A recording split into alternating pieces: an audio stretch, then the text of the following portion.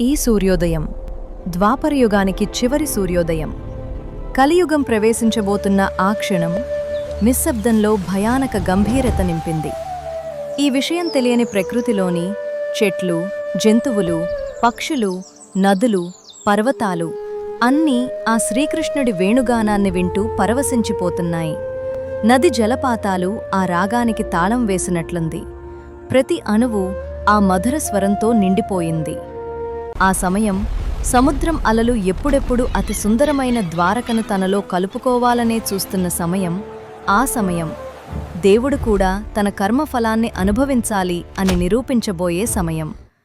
ఆ సమయం గాంధారి శాపం ఫలించబోయే సమయం. ఆ సమయానికి ముగింపు పలకడానికి ఒక బాణం కృష్ణుడి పాదం వైపు దూసుకువస్తుంది. అస్సలు ఈ బాణం ఎక్కడ్నించి వచ్చిందని వెనుకకు వెళితే దుర్వాస మహర్షి శ్రీకృష్ణుడి కుమారుడు సాంబుడికి ఇచ్చిన శాపం ఫలితంగా అతని కడుపులో ఒక మహా ముసలంలాంటి భయంకరమైన రాయి పుడుతుంది. ఆ రాయిని యాదవులందరూ భయభ్రాంతులతో పొడిగా చేసి ఆ పొడిని సముద్రంలో పడేస్తారు. అయితే ఆ పొడి పడిన ప్రదేశంలో అనూహ్యంగా గడ్డి మొలుస్తుంది. విధి తన అడుగులను నిశ్శబ్దంగా వేస్తున్నట్లు. కాని ఆ రాయిని పొడిచేసే సమయంలో ఒక చిన్న ఇనుప ముక్క మిగిలిపోతుంది. అది సముద్రంలో పడిపోతుంది. దానిని తెలియకుండానే ఒక చేప తన నోటితో మింగుతుంది. కాలం గడిచే కొద్దీ సముద్ర తీరంలో మొల్చిన ఆ గడ్డి విపరీతంగా పెరుగుతుంది. ఇదే సమయంలో అన్ని వ్యసనాలకు లోనైన యాదవుల మనసుల్లో అహంకారం, క్రోధం రగిలిపోతాయి. వారిలో వారే ఘర్షణలకు దిగుతారు. ఆ కొట్టుకునే క్రమంలో సముద్ర తీరంలో పెరిగిన గడ్డిని చేతితో పీకగానే అది ముసలంలా భయంకరమైన ఇనుప ఆయుధంగా మారుతుంది. ఒక్కొక్క గడ్డి పరక కూడా ఒక ఆయుధంగా రూపాంతరం చెందుతుంది. వాటితో యాదవులు ఒకరినొకరు కొట్టుకొని చివరికి తమ వంశాన్నే తామే నాశనం చేసుకుంటారు. బలరాముడు తన దేహాన్ని విడిచి సముద్రంలో లీనమవుతాడు. సముద్ర తీరమంతా పడి ఉన్న శవాల దిబ్బలను చూసిన శ్రీకృష్ణుడు ఏ మాట పలకడు, ఏ చర్య తీసుకోడు.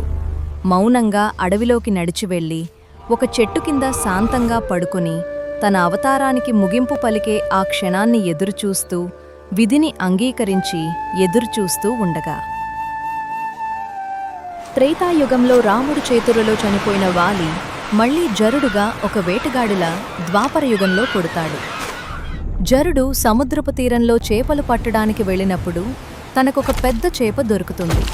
తనకు దొరికిన చేపను కోసినప్పుడు అది అంతకు ముందు మింగిన ఆ ఇనుప ముక్క దొరుకుతుంది. అది పదునుగా బాగుందని దానిని తన బాణానికి కట్టుకుని అడవిలోకి వేటకు బయలుదేరాడు. తనకొక చెంగుచెంగుమని ఎగురుతున్న లేడి కనపడింది. బాణం వెక్కుపట్టి ఆ లేడిని వెంటపడతాడు. కాని అది ఎంతసేపటికి చిక్కదు. కొద్దిసేపటికి దూరం నుంచి ఒక చెట్టు కింద లేడి ఒక మెరుపువలే కనపడింది. జరుడు బాణం వెక్కుపట్టి దానిమీదకు వదిలేశాడు. ఆ బాణం గాలిలో పయనిస్తూ దానికి అడ్డువచ్చిన వాటిని చీల్చుకుంటూ మెరుస్తూ దూసుకుపోతుండగా స్వర్గంలో దేవతలందరూ భయభ్రాంతులతో చూస్తూ ఉంటారు. అంతరిక్షంలో వింత వింత మార్పులు ఏర్పడ్డాయి. ప్రకృతి మొత్తం భయానకంగా మారిపోయింది. పక్షులు భయంతో ఎగిరిపోయాయి. జంతువులన్నీ ఆపద ముంచుకొస్తుందని వణికిపోయాయి. కలిపురుషుడు తన యుగం ఆరంభం అవ్వబోతుందని సంతోషిస్తుంటాడు. అలా దూసుకెళ్లిన ఆ బాణం చెట్టు క్రింద విశ్రాంతి తీసుకుంటున్న శ్రీకృష్ణుడి కుడిపాదానికి తగులుతుంది. బాణం తగిలిన క్షణంలోనే సృష్టి అంతా కంపిస్తుంది. అంతరిక్షంలో అష్టగ్రహ కూటమి ఏర్పడింది. గ్రహాలన్నీ ఒక రేఖ మీదకు వచ్చాయి. పక్షులు, జంతువులు పారిపోయాయి. ద్వారకలో సముద్రం ఉప్పొంగింది. చివరికి ద్వారక సముద్రంలో మునిగిపోయింది. తాను విడిచిన బాణం కృష్ణుడి పాదానికి తగిలిందని తెలిసి జరుడు పరుగెత్తి వచ్చి వేదనతో క్షమించమని వేడుకున్నాడు. అప్పుడు కృష్ణుడు ఒక చిరునవ్వుతో, నీ తప్పు ఏమీ లేదు. ఇది త్రేతాయుగం నాటి నా కర్మఫలం నీ వల్ల కలిగింది. నా అవతారం సమాప్తమయ్యే సమయం వచ్చింది. నేను మళ్లీ కల్కి రూపంలో శంబలా నగరంలో అవతరిస్తాను అని చెప్పి తన దివ్యాత్మను వైకుంఠం చేరాడు. కృష్ణ అవతారం సమాప్తమైన క్షణం కలిపురుషుడు బయటకు వచ్చాడు. అప్పట్నుంచి కలియుగం ఆరంభమైంది.